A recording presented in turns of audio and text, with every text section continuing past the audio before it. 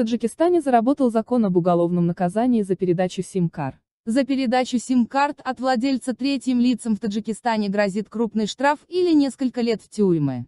Соответствующий указ был подписан Эмомали Рахмоном 20 июня. Новые правила вступили в силу, сообщает МВД Таджикистана.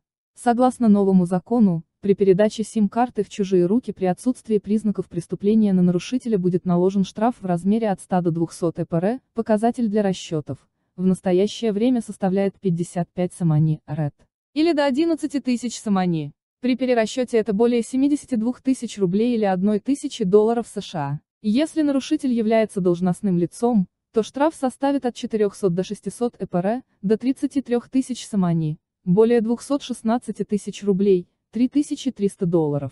Для юридических лиц штраф варьируется от 800 до 1000 ЭПР, 55 тысяч самани, более 360 тысяч рублей или $5600.